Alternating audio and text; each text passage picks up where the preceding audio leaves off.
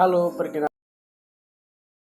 Ambani Kuanggai, NIM 2020 04 10 14 006. Nah, di sini yang menjadi topik pembahasan saya adalah mengenai pajak pertambahan nilai. Nah, apa itu pajak pertambahan nilai? Pajak pertambahan nilai atau PPN merupakan pajak yang dikenakan pada setiap transaksi jual beli barang atau jasa dalam negeri oleh wajib pajak pribadi, wajib pajak badan, dan pemerintah. PPN sendiri bersifat objektif, tidak kumulatif, dan termasuk jenis pajak tidak langsung.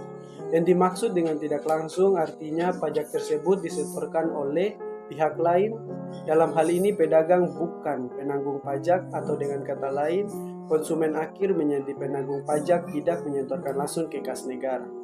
Adapun objek pajak pertambahan nilai, berdasarkan Undang-Undang Nomor 42 Tahun 2009 tentang pajak pertambahan nilai, objek yang dikenakan atas PPN adalah sebagai berikut.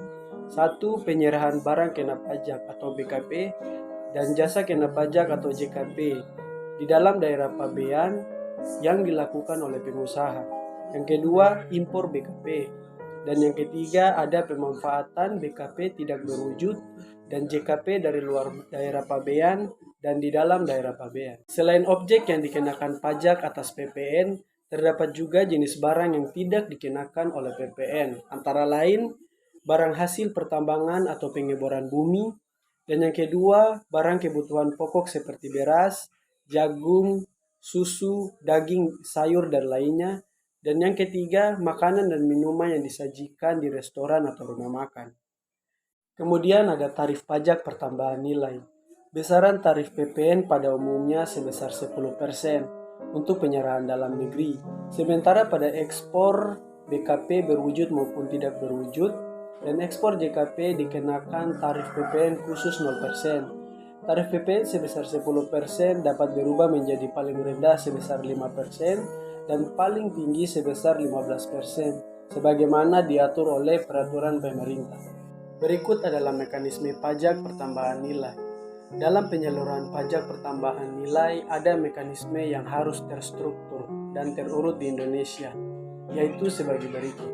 Pertama, ada pengusaha kena pajak yang menambahkan PPN terhadap barang kena pajak yang dibeli oleh wajib pajak dan harus memberikan faktur sebagai bukti. Dan yang kedua, ada tarif PPN yang bertuang dalam faktur tersebut adalah pihak keluaran bagi PKP penjualan barang kena pajak. Dan yang ketiga, ada PPN yang bersifat pajak yang dibayar di muka selama PKP menjalankan aktivitas usahanya.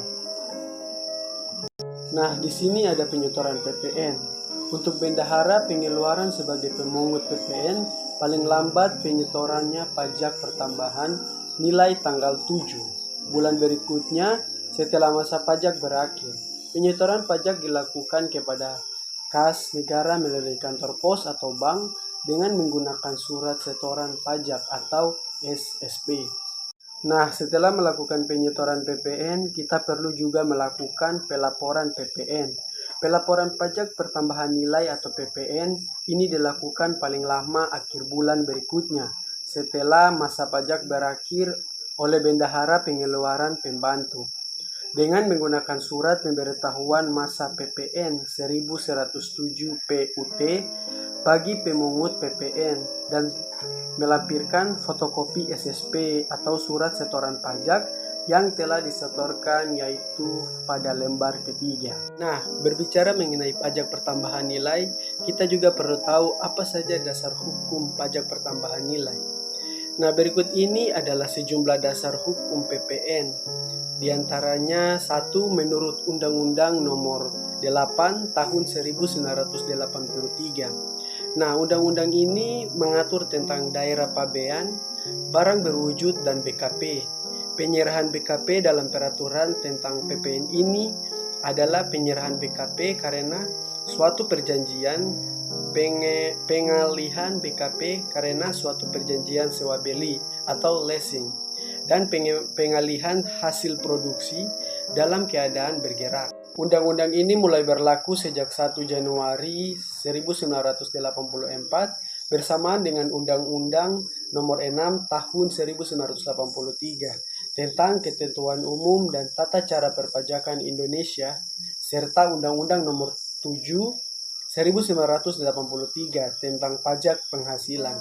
Namun dasar hukum PPN ini baru disahkan pada 1 April 1985. Hukum yang kedua yaitu pada Undang-Undang Nomor 11 Tahun 1994. Nah, 10 tahun sejak diberlakukannya Undang-Undang Nomor 8 Tahun 1983, lahirlah Undang-Undang Nomor 11 Tahun 1994. Beberapa poin penting dari kebijakan ini adalah penjelasan PPN sebagai pajak tidak langsung yang dihitung oleh penjual tetapi dibayar oleh orang lain. Selanjutnya, dasar hukum PPN ini menjelaskan adanya sistem muli stek-tak sebagai pajak yang dikenakan secara bertingkat pada rantai produksi dan distribusi.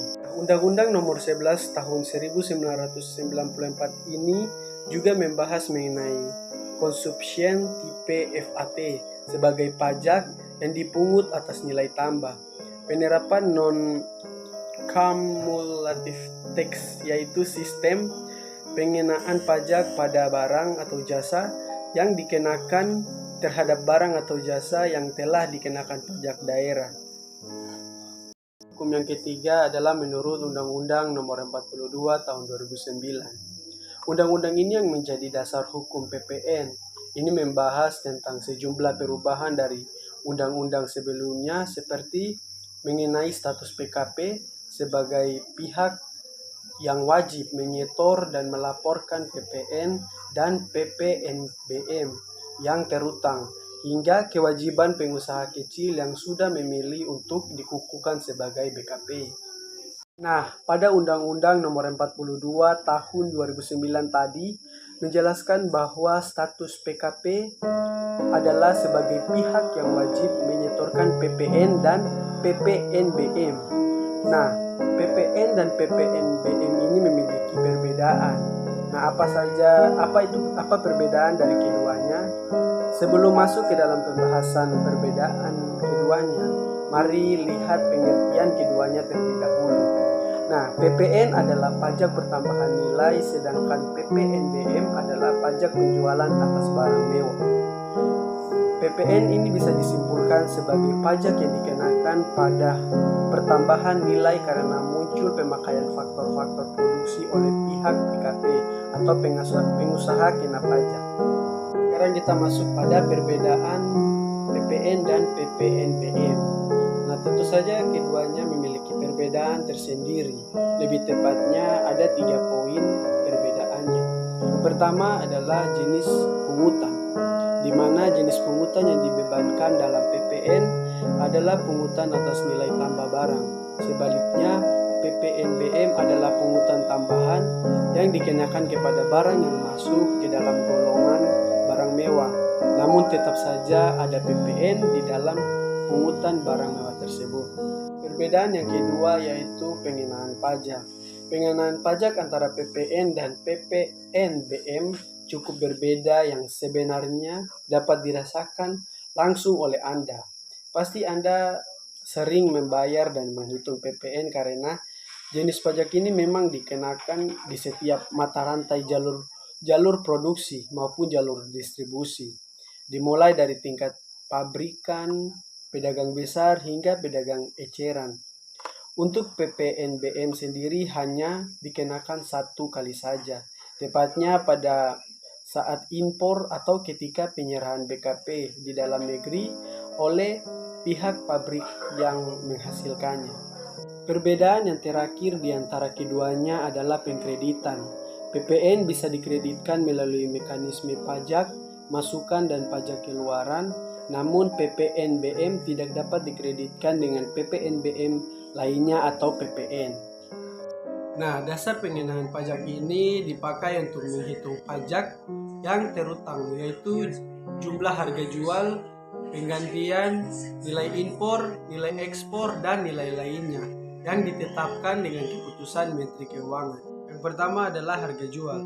Harga jual adalah nilai berupa uang termasuk semua biaya yang diminta atau seharusnya diminta oleh penjual karena penyerahan barang kena pajak atau PKP, tidak termasuk PPN yang dipungut dan dipotong harga yang dicantumkan dalam faktor pajak.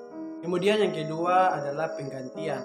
Penggantian ini adalah nilai berupa uang termasuk semua biaya yang diminta atau seharusnya diminta oleh pemberi jasa karena penyerahan jasa kena pajak atau JKP tidak termasuk pajak yang dipungut dan dipotong harga yang dicantumkan dalam faktur pajak. Ketiga adalah nilai impor, di mana nilai ini adalah nilai berupa uang yang menjadi dasar perhitungan bea masuk ditambah pungutan lainnya yang dikenakan pajak berdasarkan ketentuan dalam peraturan perundang-undangan pabean. Untuk impor BKP tidak termasuk PPN yang dipungut menurut undang-undang. Kemudian ada cara untuk menghitung PPN. Untuk menghitung PPN, kita harus menggunakan rumus yakni tarif PPN dikali dengan dasar pengenaan pajak atau PDP atau bisa disebut dengan 10% dikali dengan PDP. Agar lebih mudah memahami penggunaan tarif tersebut, mari kita sama-sama melihat contoh berikut ini. Contohnya adalah sebagai berikut. Eka merupakan PKP yang menjual BKP pada PT Indah dengan harga 20 juta. Maka PPN terutang yang perlu disetorkan adalah PPN terutang 10% dikali dengan 20 juta sama dengan 2 juta. Jadi PPN 2 juta tersebut menjadi pajak keluaran yang dipungut PT Eka dari PT Indah adalah 2 juta.